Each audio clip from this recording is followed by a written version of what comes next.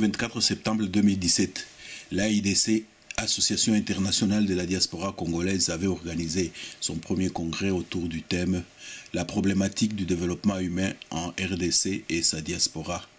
Le samedi 21 octobre, les résolutions de ce congrès ont été rendues publiques. Les voici lues par le journaliste Kwebe Kimpele. Madame, nous, chers amis, il m'a été demandé de vous donner la lecture des résolutions du premier congrès ordinaire de l'Association internationale de la diaspora congolaise. C'est un grand honneur pour moi. Et je souhaiterais que les propos que vous allez entendre, les arguments qui vont être avancés ici, les résolutions qui seront prises, je souhaiterais qu'il ne reste pas lettre morte, que vous puissiez les méditer.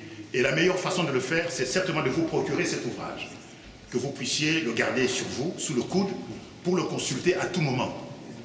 Parce qu'il est impossible que, dans une seule lecture, vous puissiez, n'est-ce pas, retenir ce qui a été dit et la nature des résolutions qui ont été prises ici. Okay. Merci. Voici donc les résolutions qui ont été prises à l'issue du premier congrès ordinaire de l'Association internationale de la diaspora congolaise. D'abord, la conjoncture qui a justifié la tenue de ce congrès. Qu'est-ce qui a justifié ce congrès? Pourquoi ce congrès maintenant? Pour cela,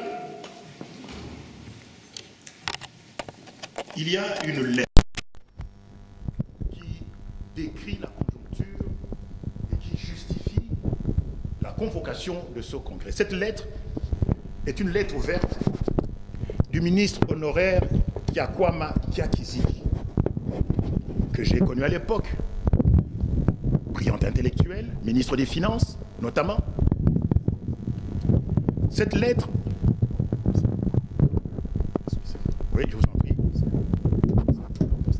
Oui. Non, je vais le tenir. Oui. Cette lettre commence par une maxime qui dit ceci. Lorsqu'un peuple retire sa confiance à ses dirigeants, le changement est impérieux. On croirait que le temps s'est arrêté en 1992 ou en 1993. Le Zaïre en transition politique de l'époque est déliquescent. Sa monnaie est en chute libre, son économie en lambeaux, son armée mexicaine, inefficace et volontairement désorganisée. Sa classe politique dans des querelles constantes et le peuple dans une souffrance sans qualificatif. Un leitmotiv dans la population. Tolembi, Boyeti, Wapi, Akende, Atantaba. Je traduis. Nous sommes fatigués. Nous allons jusqu'où? Qu'il s'en aille, que même une chèvre le remplace. Remplacer qui? Je ne vous apprends rien. Remplacer le président Mobutu. Ils ne feront pas sans moi, quoi qu'il arrive. La rébellion fomentée par la communauté internationale est venue solder l'ancien régime. C'est rater sa transition chaotique, sans but ni fin. C'était en 1997, Monsieur le Président, votre titre au terme de l'accord politique de la Saint-Sylvestre, il y a 20 ans pourtant. Et c'est bien malheureux, on croyait que tout ceci se passe aujourd'hui en 2017. La seule différence, heureusement, est qu'il n'y a pas en ce moment de rébellion armée soutenue par la communauté internationale, par le truchement de nos États voisins. Il faut, Monsieur le Président, une rupture fondamentale, urgente, car l'échec de votre action est patent et le danger imminent. La faillite est là, il reste à la prononcer, à solder les comptes, à passer sous administration provisoire avant qu'un repreneur sérieux ne se présente et soit approuvé. La faillite est économique. Elle se manifeste dans l'incapacité de poser en 20 ans les bases solides du renouveau et du développement de notre pays, malgré la propagande. Pire encore, au vu du bradage des joyaux de notre patrimoine. Résultat, le désordre et l'anomie. La faillite est sociale aussi. 20 ans et aucune base solide pour le système d'éducation congolais. La mortalité infantile, la malnutrition et ses conséquences sur le développement des enfants en bas âge, le chômage, la paupérisation de nos concitoyens, les conflits sociaux accentués par de mauvaises politiques, les lois et les règlements mis au service des puissants, la corruption et l'impunité. Résultat, la faillite est politique. La classe politique est dans ces querelles constantes, sans consensus minimum sur les fondamentaux de vivre ensemble et du développement, sans ambition commune pour une si grande nation africaine. Le Parlement est un rump parlement peuplé de godillots assurant une majorité mécanique coupée de toute réalité. Tout ceci tant et si bien que l'on est fondé de recourir à l'aide des bons pères de l'Église catholique, les seuls encore crédibles, pleins de bonne volonté et de sens du devoir. Ils font des médiations, président à des réconciliations, appellent au sursaut. Mais, à vrai dire, ils ne peuvent être responsables à la place des responsables. Résultat, le désordre et l'anomie. Enfin, surtout, la faillite est morale, car le pacte républicain est rompu. Le serment présidentiel scellé dans notre Constitution a été foulé aux pieds. Ce serment dit « Moi, élu président de la République démocratique du Congo, je jure solennellement devant Dieu et la nation d'observer et de défendre la Constitution. » Voici maintenant les recommandations proprement dites. D'abord, celle de l'atelier politique. Recommandation de l'atelier politique. L'atelier politique a été présidé par Madame Salwa Nour avec comme rapporteur M. Jean-Baptiste Bokoto. L'atelier politique devait se pencher sur 4 points majeurs, à savoir 1. Nécessité d'une diaspora globale et structurée. 2. Politique comparée d'immigration. 3. Élections, instabilité et phénomènes migratoires. 4. Diaspora et droits humains. Pour plus de cohérence dans la démarche, les membres de la commission ont pensé qu'il était de bonne méthode de retenir l'intitulé « Atelier politique ». Les éléments en filigrane qui sont programmés si haut vont s'imbriquer tour à tour dans la structuration de la démarche. Avant toute chose, il faut comprendre le sens du mot « politique ». Il y a le politique et la politique. La politique constitue le pouvoir explicite institué dans une société et se rapportant au fonctionnement et à l'organisation de cette société. La politique, en revanche, est une activité sociale dans laquelle les membres d'une société établissent, modifient les normes de leur collectivité et décident de l'avenir. En RDC, la fracture entre les élites politiques, pouvoir et opposition confondus, et les 80 millions de la population congolaise est devenue tellement flagrante que parler de la politique en termes d'action pour la collectivité est devenu une utopie. Votre commission a donc fait un choix déchirant, celui de ne pas réfléchir dans le sens de la politique politicienne, mais plutôt parler des perspectives critiques en termes de contre-pouvoir. Car même l'idée de proposer des perspectives dans une dynamique post-alternance étant à ce stade hypothétique. Notre commission a donc ciblé la diaspora critique comme espace par excellence de ce contre-pouvoir, étant entendu qu'il y a d'autres facettes de la diaspora, à savoir la diaspora neutre et la diaspora pro-pouvoir, pour reprendre la classification qui a été retenue par Madame l'ambassadrice Justine Mpoyo Kassavubu. Votre commission pense qu'il faut donc commencer par organiser cette diaspora qui aspire au changement. C'est la diaspora progressiste, en groupe de pression internationale. Ce groupe doit se doter d'une structure légère pour commencer à réfléchir sur les stratégies de lobbying. Dans la perspective de créer un réseau qui doit pousser comme une toile d'araignée, la synergie doit se faire sur base du bénévolat et des cotisations, avec un fonctionnement horizontal et avec un secrétariat exécutif qui n'est pas le chef, mais un serviteur. Le réseau doit tisser des liens avec des alliés de l'intérieur, essentiellement au niveau de la société civile, non cette frange structurée qui est malheureusement instrumentalisée par le pouvoir, mais au niveau des espaces qui sont acquis au changement, des corps de métier constitués en groupes d'intérêt parfois informels et disséminés dans tous les secteurs de la vie nationale, les magistrats, les avocats, les fonctionnaires, les journalistes, les universités, les instituts supérieurs, le personnel médical, etc. La diaspora et ses alliés intérieurs, après la mise en place d'une organisation minimale, non sur base d'une logique essentiellement politique, étant entendu que les organisations politiques s'organisent essentiellement pour conquérir le pouvoir ou le garder. Mais une diaspora organisée va maintenant élaborer une feuille de route avec des actions à poser, évaluables périodiquement. Votre commission propose également de trouver, au niveau des alliés intérieurs, des personnalités qui sont acquis à la cause du changement. Il faut comprendre que dans l'entendement de votre commission, le contre-pouvoir préconisé ici n'est pas l'opposition, l'opposition étant devenue l'allié objectif du pouvoir. Les axes sur lesquels va s'articuler le lobbying du contre-pouvoir sont la mobilisation et les économiques. La RDC étant un pays piégé tant à l'intérieur qu'à l'extérieur, votre commission propose de privilégier des actions stratégiquement réfléchies. Enfin, votre commission propose d'accorder une attention soutenue à la dimension sensibilisation pour ratisser large et faire adhérer le plus possible de Congolais et de vrais amis du Congo à la démarche. Ne perdons pas de vue que pour avoir une masse critique et équilibrer le rapport de force, il faut se retrouver en réseau. Quand on joue solo, on est facilement dévoré.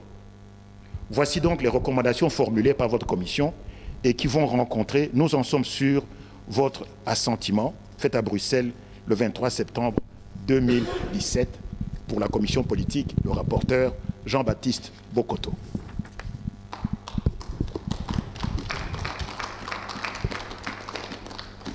Deuxième atelier, atelier économique. Donc voici les recommandations. Le modérateur de cette commission, de cet atelier économique, fut le docteur Noël Chiani Mwadiamvita et le rapporteur M. Shungu Loma Londa. Il est difficile de parler de l'économie d'un pays dont les guerres à répétition, principalement à l'est du pays, ont presque tout détruit, entraînant des millions de morts et une extrême pauvreté de la majorité de la population. Qui oubliera comment se sont accrus l'exode rural et l'émigration en un temps record, ayant eu pour conséquence l'abandon des régions rurales pour les uns, le mode de vie et coutumes du pays pour les autres. L'économie du Congo-Kinshasa a besoin d'une vision globale du développement. C'est à votre commission, c'est là votre commission a porté une attention particulière sur le plan Marshall du docteur Chiani, qui peut lui venir en aide, à savoir 1. Promouvoir la paix, la sécurité, l'état de droit et la démocratie. 2. Promouvoir la bonne gouvernance et l'utilisation efficiente des ressources publiques. 4. Investir dans la jeunesse, la femme et l'homme congolais en mettant l'accent sur l'éducation, la santé et l'autosuffisance alimentaire. 4. Promouvoir l'émergence de la finance nationale en réformant la banque centrale, la monnaie nationale, pour mettre fin à la dollarisation et en structurant le système financier. 5. La nécessité de soutenir le secteur privé s'avère indispensable. Nous devons prendre l'initiative de créer des entreprises, des banques dont les Congolais sont majoritairement les principaux actionnaires. 6. Favoriser la réalisation de grands travaux d'infrastructure à haute intensité de main-d'œuvre, notamment la construction des routes et autoroutes, des chemins de fer, des métros, des aéroports, des ports, des écoles, des universités, des hôpitaux, des parcs nationaux, des sites touristiques, etc. 7. Favoriser et accélérer l'industrialisation du pays par la transformation locale des minerais, la mécanisation de l'agriculture, de l'élevage et de la pêche, la mise en valeur planifiée et ordonnée des forêts et l'éclosion du secteur tertiaire, y compris le tourisme. 8. Promouvoir l'intégration nationale, l'intégration régionale et la coopération internationale afin de créer des synergies entre le marché intérieur, le marché régional, le marché africain et le marché mondial. 9. Mobiliser les ressources humaines de l'intérieur et de la diaspora pour mettre en œuvre les différents piliers du plan. 10. La richesse du Congo est surnommée scandale géologique, mais elle ne profite pas aux Congolais, tout le monde le sait. Il sied dès lors de réviser la loi minière pour encourager le mécanisme de transformation de nos richesses sur place au pays, avec effet induit la valorisation de la monnaie nationale et la création des emplois. 11. À l'étranger, au sein de la diaspora, par nos cotisations et l'appui des différents sponsors, nous devons créer des entreprises à participation multiple et des franchises pour donner de l'emploi aux Congolais de la diaspora longtemps discriminés. Troisième atelier, atelier socio-culturel. Résolution de la commission socio-culturelle, dont voici la lecture. Mesdames, Mesdemoiselles et Messieurs, chers compatriotes, en vue d'élaborer des projets de résolution à proposer à la plénière, votre commission socio-culturelle s'est réunie vendredi le 23 septembre de 18h30 à 20h30 et il ressort de ces travaux ce qui suit. En ce qui concerne la situation qui prévaut en République démocratique du Congo, notre pays au plan socio-culturel, après avoir pris en compte différentes réflexions des brillants orateurs qui se sont succédés à la tribune vendredi et samedi 23 et 24 septembre 2017, votre commission vous présente ci-après les projets de résolution du premier congrès international de l'AIDC qu'elle vous demande d'examiner au besoin, amender et d'adopter formellement. En effet, après débat et délibération, les membres de votre commission ont classifié cette matière en 2 points. Primo, population et pauvreté. Deuxièmement, éducation, religion et délinquance. S'agissant du premier point, nous avons relevé la pauvreté de la population congolaise en 2 niveaux. Primo, A, pauvreté matérielle ou financière. B, pauvreté mentale. Selon les indices de l'OCDE, la République démocratique du Congo est classée à la dernière place de tous les pays de la planète, et dont voici certaines causes. En milieu urbain, manque de volonté et d'imagination de créer des emplois de la part des gouvernants, alors que les richesses du sol et du sous-sol du pays offrent beaucoup d'opportunités. En milieu rural, baisse quasi totale de la production des produits agricoles, arachides, maïs, manioc, riz, coton, huile de palme, etc., qui jadis permettaient aux paysans de manger à leur faim 3 fois par jour, matin, midi et soir, et le surplus était vendu pour faire face à d'autres besoins de la famille comme soins de santé, scolarité, habillement des enfants et j'en passe. Manque d'entretien des routes de desserte agricoles et des voies de communication pour l'échange et la vente des produits agricoles. B. Pauvreté mentale. La campagne ou la politique de la colonisation a joué un rôle déterminant sur le comportement que nous observons actuellement chez les Congolais. En effet, en vue d'exploiter en toute quiétude les richesses du Congo d'une part et d'autre part, de maintenir dans l'ignorance le Congolais, en d'autres termes, de ne pas le réveiller pour qu'il ne puisse pas réclamer de façon prématurée son indépendance, le colonisateur a tout fait par une campagne d'intoxication de faire croire à ce dernier que toutes les traditions et valeurs africaines en général et congolaises en particulier étaient mauvaises. Par contre, tout ce qui venait de l'Occident, disons mieux de la Belgique, était meilleur. Pour y parvenir, l'Église était mise à contribution. Par exemple, dire que la pauvreté était préférable à la richesse étant donné que le ciel était réservé aux pauvres et non aux riches. 2. Partant de l'éducation, religion et délinquance. Parlant de l'éducation, religion et délinquance. Les membres de votre commission ont retenu les points ci-après. Dans le cadre d'éducation, les gouvernants et les parents ont mis au second plan la connaissance et la maîtrise des langues nationales congolaises, à savoir le Swahili, le Lingala, le Kikongo et le Chiluba, au profit des langues étrangères, notamment le français et l'anglais. Et pourtant, toute langue est le symbole par excellence de l'identité d'une communauté. Croire qu'un homme est civilisé ou évolué lorsqu'il parle une langue étrangère est une véritable utopie. Certes, ces langues nous permettent d'acquérir le savoir et les connaissances, mais ce n'est pas pour autant que nous devons renier ce que nous sommes ni nos origines. Par ailleurs, les infrastructures sociales qui existaient du temps colonial ont été littéralement détruites et d'autres affectées à d'autres activités.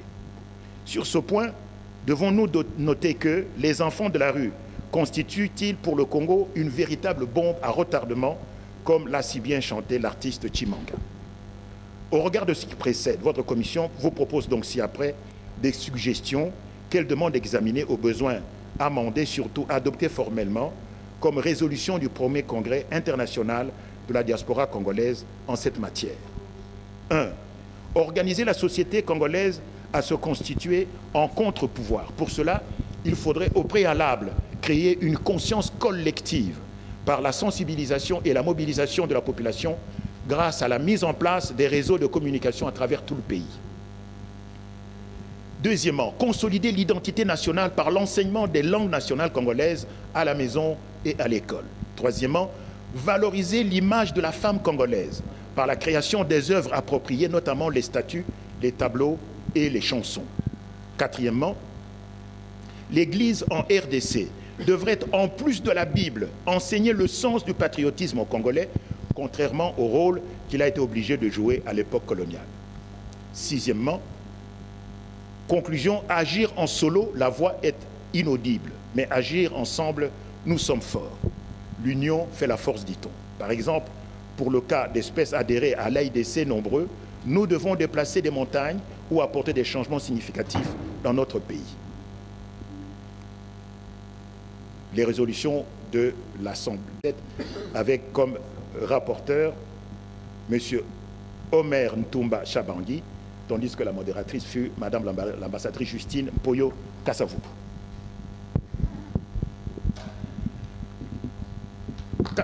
Oui, quatrième atelier, l'exil. Modérateur, votre serviteur Kwebe Kimpele. Cet atelier a réuni 26 personnes. Résolution du premier congrès de l'AIDC, atelier exil et immigration. Préambule.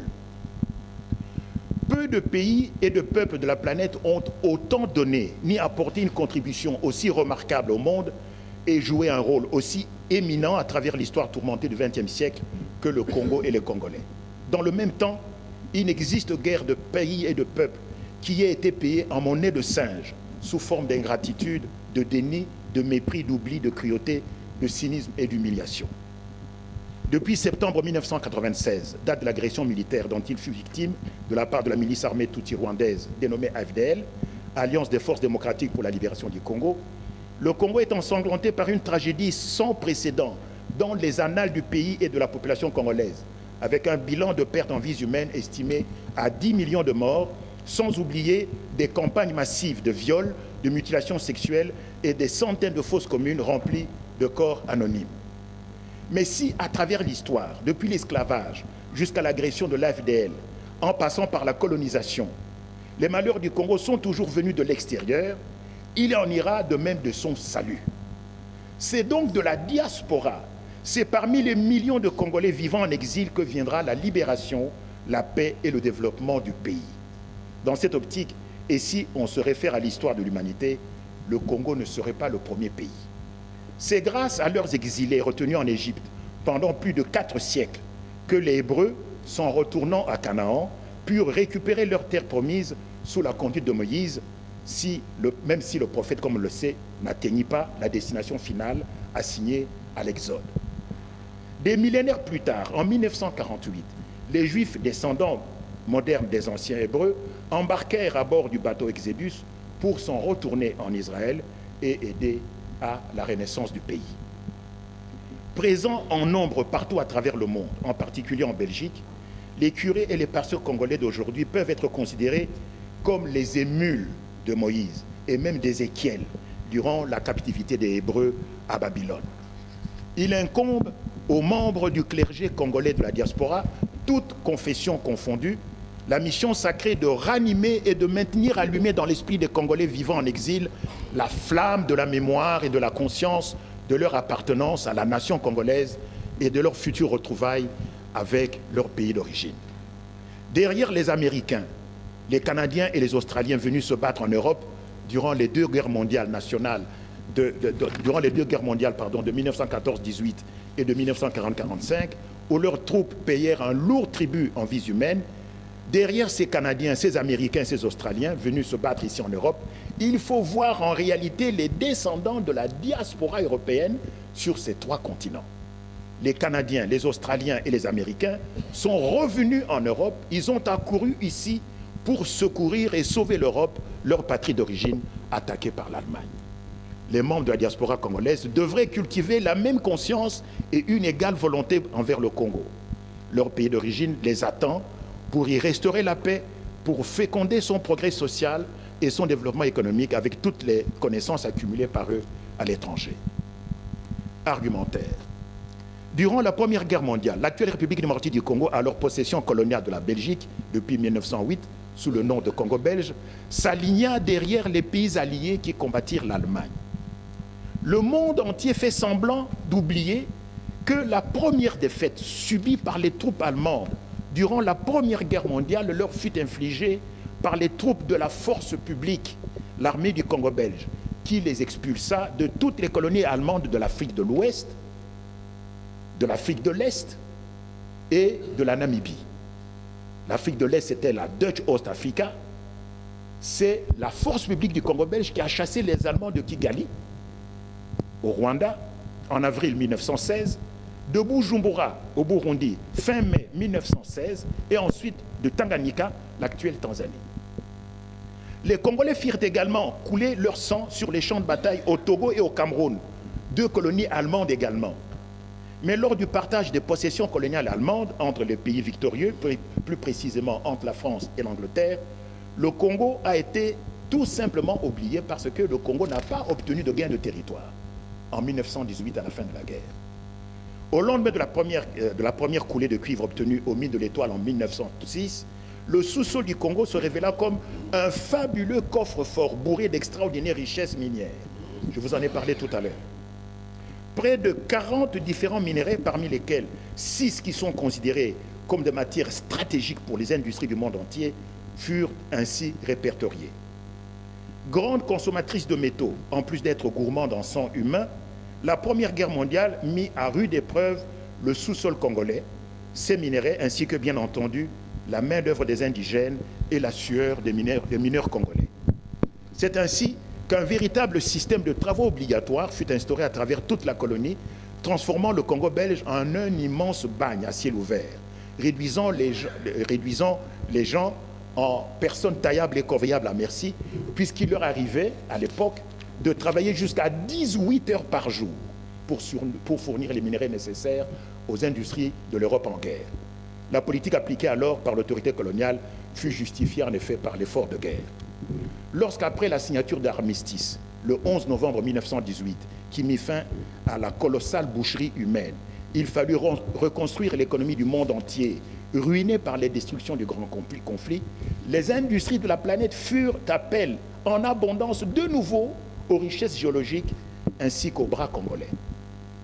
La même séquence en 3 temps se répéta quand d'abord le monde se prépara pour la Deuxième Guerre mondiale à partir de 1933 avec l'arrivée au pouvoir d'Adolf Hitler.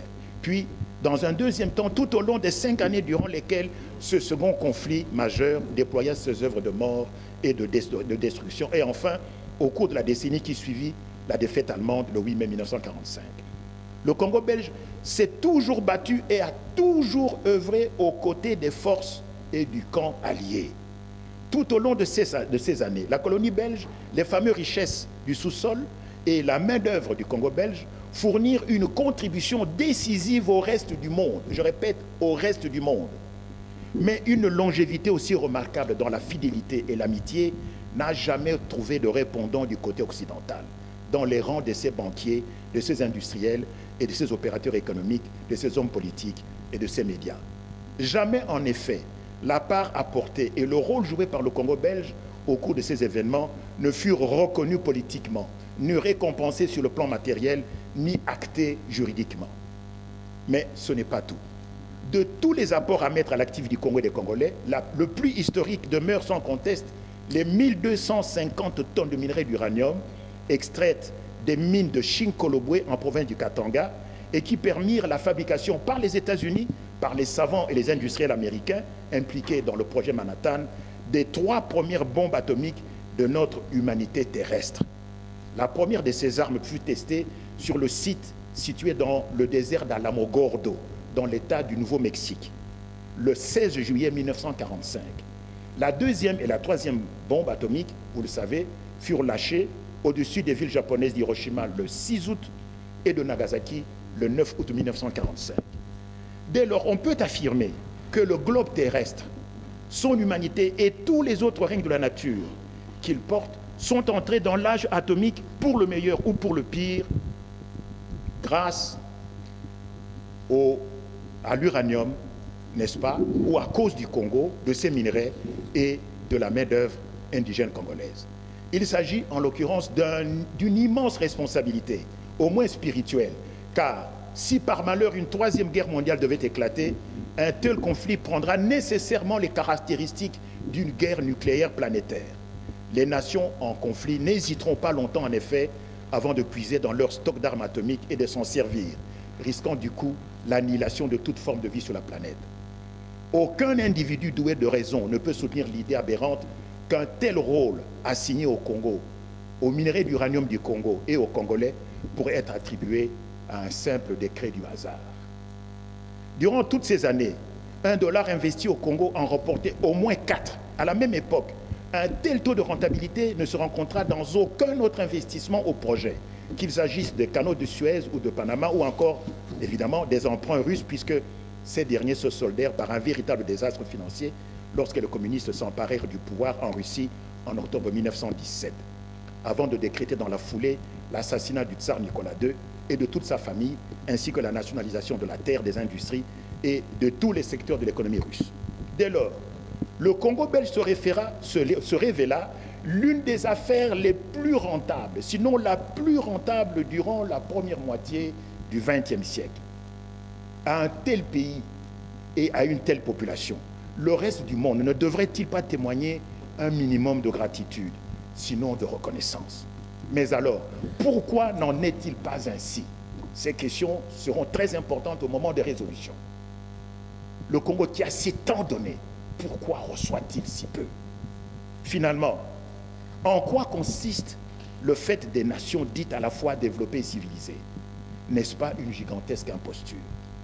Au cours des dernières décennies du XXe siècle et durant les premières années du XXe, le Congo, d'enjeu stratégique qu'il fut pendant 100 ans, est devenu un enjeu planétaire à cause de la découverte de la colombo-tantalite, le coltan, minerai essentiel pour les industries électroniques et dont le sous-sol du Congo recèle 78% des réserves mondiales connues. Parce qu'il intervient dans les sous-marins atomiques, dans les bombardiers stratégiques, dans l'aviation civile, mais aussi dans les milliards des écrans de télévision à écran plat et dans les appareils pour les télécommunications et dans les communications téléphoniques cellulaires, sans oublier les voitures, les équipements médicaux et même les appareils électroménagers. L'électronique et donc le coltan conditionnent désormais la puissance, les richesses et l'opulence des nations disposant d'une industrie électronique. Du coup, le Congo, principal fournisseur de la colombo-tantalite, est devenu un enjeu planétaire. De nouveau surgit le même questionnement. À un tel pays, à une telle population, le reste du monde, à commencer par les pays riches, développés et paraît-il civilisés, ne devrait-il pas témoigner un minimum de gratitude, sinon de reconnaissance? Ne parlons même pas d'admiration. Pourquoi le Congo ne jouit-il pas d'une réputation équivalente au rôle qu'il joue dans l'économie planétaire? Voilà la question que votre atelier a posée. Et pourquoi les Congolais subissent-ils dans les pays occidentaux des traitements humiliants, infâmes et indignes en étant expulsés sans ménagement pour séjours illégaux, alors que ces mêmes pays doivent largement leur développement aux minerais et à la main-d'œuvre du Congo? Qui est l'auteur d'un tel décret d'injustice et d'abomination que n'importe quelle morale devrait réprouver? C'est en ayant toutes ces considérations à l'esprit que votre atelier sur l'exil, dont il a plu au premier congrès de l'AIDC de me confier la direction, a pris les résolutions spécifiques, audacieuses et inédites suivantes. Résolution 1. Identification globale à l'échelle de la planète de tous les Congolais, quelle que soit leur nationalité actuelle, nés de père et de mère congolais. 2. Identification de tous les enfants dont l'un des parents est congolais et qui, dans l'acception des valeurs culturelles des Bantous congolais, sont nos enfants et donc sont des Congolais et à ce titre, membres des entités ethniques et tribales dont l'un de leurs géniteurs est originaire. 3. Héritage et transmission de la nationalité belge aux enfants des Congolais dont les parents sont nés pendant la colonisation et qui étaient des Belges. Il s'agit, pour préciser, d'entreprendre une action d'interpellation par voie de courrier rédigé, signée par les responsables de l'AIDC et envoyée aux institutions ainsi qu'aux personnalités belges suivantes. 1. À Sa Majesté le Roi des Belges, mais aussi au Parlement et au gouvernement du Royaume de Belgique, concernant le statut des Congolais dont les pères sont nés avant 1960, durant donc la colonisation, qui sont reconnus par la loi belge comme devant bénéficier du droit d'accès automatique à la nationalité belge, alors que dans le même temps, leurs enfants se voient refuser ce même bénéfice. 4. Reconnaissance au peuple allemand du statut de parrain du peuple congolais. La République démocratique du Congo, sous la dénomination de État indépendant du Congo, EIC, en sigle, vit le jour le 26 février 1885 à la clôture de la conférence internationale de Berlin, lorsque cette nouvelle entité politique reçut la reconnaissance internationale d'une quinzaine de délégués plénipotentiaires, dont une majorité de puissances coloniales européennes réunies dans la capitale de l'Allemagne du chancelier Otto von Bismarck. Dès lors, le Congo est né aux yeux du monde à Berlin, au numéro 65 de Wilhelmstrasse, adresse de la chancellerie allemande. Autrement dit, le cordon ombilical du Congo est enterré à cet endroit. Dans la culture et la philosophie des Bantous congolais, le lieu d'inhumation d'un cordon ombilical est sacré. Il s'ensuit un lien invisible mais fort et éternel entre le nouveau-né et l'endroit exact où le cordon ombilical du nourrisson a été enterré. De la même façon que le cordon ombilical relia pendant 9 mois le fœtus à sa mère, créant ainsi entre les deux une relation à la fois vitale et indissoluble qui survivra même après la naissance de l'enfant et l'ablation du cordon nourricier, ainsi en est-il de la relation entre le bébé et le lieu où est enfoui dans la terre l'organe dont le nombril garde la cicatrice indélébile. Votre atelier a donc proposé d'écrire à ce sujet au Bundestag, à la chancellerie allemande, à l'ordre des avocats et aux grands médias allemands, qu'ils soient écrits ou audiovisuels, pour leur proposer les détails de cet argumentaire et justifier notre proposition de faire de l'Allemagne la marraine du Congo et des Allemands les parents des Congolais. 5. Application du principe de réciprocité entre le statut des Congolais de la diaspora installés dans des pays étrangers et le sort des entreprises étrangères sur le sol congolais. Votre atelier propose une résolution préconisant l'expulsion des entreprises œuvrant au Congo, en particulier de celles actives dans le secteur minier, en représailles à toute mesure d'expulsion frappant un ressortissant congolais résidant dans le pays dont la firme est originaire, notamment pour des raisons de séjour illégal. À cet effet, du courrier sera diligenté aux plus hautes instances, institutions et personnalités politiques des pays abritant une diaspora congolaise pour les informer de cette disposition. La même initiative sera prise en direction de l'ordre des avocats, des grands médias, du clergé et des animateurs des mouvements associatifs. 6e, identification des descendants des esclaves issus des différentes entités ethniques installées dans le bassin du cours d'eau qui porte aujourd'hui le nom du fleuve Congo.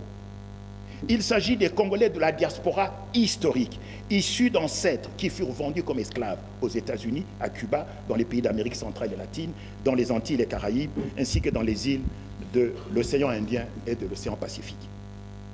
Les possibilités scientifiques offertes par la recherche d'origine rendent tout à fait faisable une immense campagne de tests ADN menée dans ces différents pays du monde auprès des populations d'origine négro-africaine, puis d'en comparer les résultats avec les échantillons prélevés sur tous les membres des groupements ethniques et des ethnies tribales vivant au Congo. Des moyens financiers mis à la disposition des ambassades congolaises accréditées dans les pays étrangers et surtout à la disposition de l'AIDC accompagné, appuyé par une action de communication à grande échelle, menée dans les grands médias du monde, devrait permettre d'atteindre ce double objectif, à savoir test ADN auprès des populations d'origine négro-africaine, de la diaspora, descendants d'anciens esclaves, et test ADN comparatif de toute la population congolaise restée au pays. À l'instar des Hébreux qui retournèrent en terre promise après un exil de plus de 430 ans passé en Égypte, il s'agit de stimuler la conscience des véritables origines des descendants des anciens esclaves et de les convaincre de la nécessité de revenir sur le continent et dans les formations ethniques qui donnèrent naissance à leurs ancêtres et qui sont toujours demeurés les leurs 4 siècles plus tard. Enfin, septièmement, attribution aux ethnies du Congo par l'OMS, Organisation mondiale de la santé, du statut de patrimoine génétique de l'humanité. Avec plus de 400 ethnies réparties entre 1 millier d'entités tribales, la République démocratique du Congo se présente comme le seul pays au monde abritant la plus remarquable biodiversité humaine. Il s'agit en l'occurrence d'une richesse remarquable, plus précieuse que l'or, le cuivre, le cobalt, le coltan, le diamant et d'autres ressources minérales dormant dans le sous-sol congolais. À travers ces formations humaines présentes, l'humanité dispose en effet au Congo notamment de créativité artistique, mais aussi d'autant de culture de diversité génétique. À titre d'exemple, la Chine, avec son 1,3 milliard d'habitants, ne dispose que de 56 différentes ethnies, alors que le Congo, avec 80 millions, en dispose 400. Donc, la Chine, avec 1,3 milliard d'habitants, ne compte que 56 ethnies. Le Congo, avec 80 millions d'habitants, compte 400 ethnies et des milliers de tribus, d'entités tribales. Soit en fait 10 fois, la Chine compte 10 fois moins d'entités ethniques que le Congo. Alors qu'en même temps, sa population est 20 fois plus nombreuse. Voilà les 7 résolutions, n'est-ce pas, qui ont été prises par votre commission, votre atelier sur l'exil, que nous vous demandons d'amender ou d'accepter formellement pour l'AIDC, M. Dieudonné Kwebe Kimpele. Voilà donc la lecture des résolutions des 4 ateliers qui ont été formés et qui ont travaillé donc lors de la tenue du premier congrès ordinaire de l'AIDC le 23 et le 24 septembre 2017. Et je vous remercie.